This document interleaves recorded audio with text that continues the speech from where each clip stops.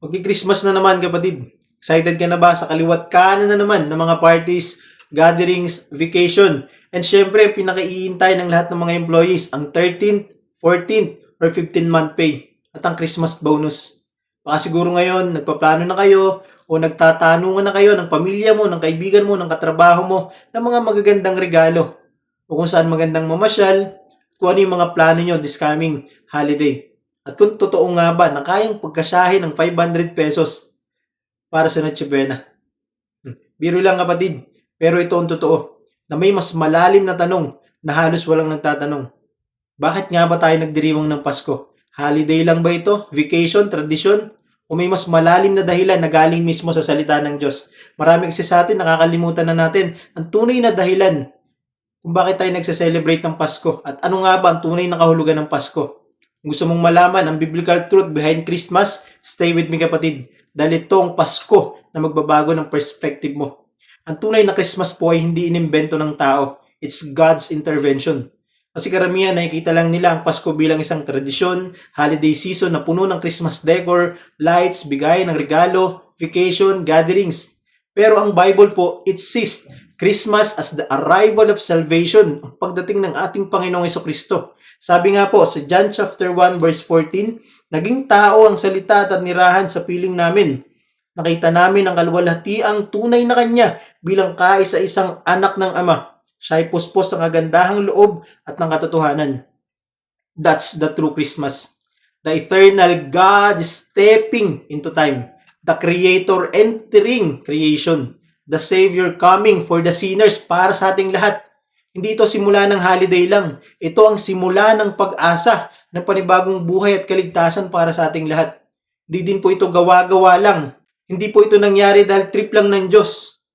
Plano niya na po ito 1,000 taon na ang nakaraan. Kaya nga, mababasa po natin sa Isaiah chapter 9 verse 6, sapagkat isinilang ang isang sanggol na lalaki para sa atin. Before the world celebrate Jesus, heaven already declared Him. Ibig sabihin, hindi tradisyon ng Pasko. Testimony po ito ng katapatan ng Diyos sa atin. Pinakita ng Diyos ang pag-ibig niya sa atin. Ito ay ang Pasko.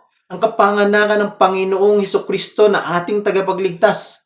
Lahat tayo gusto ng regalo ngayong Pasko. Pero may regalo na hindi kayang pantayan ng kahit na anong material na bagay sa mundong ito.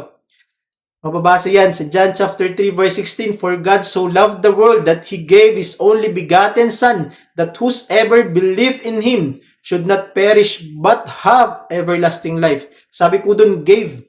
Kaya ang Christmas ay nagpapatunay that God giving His best.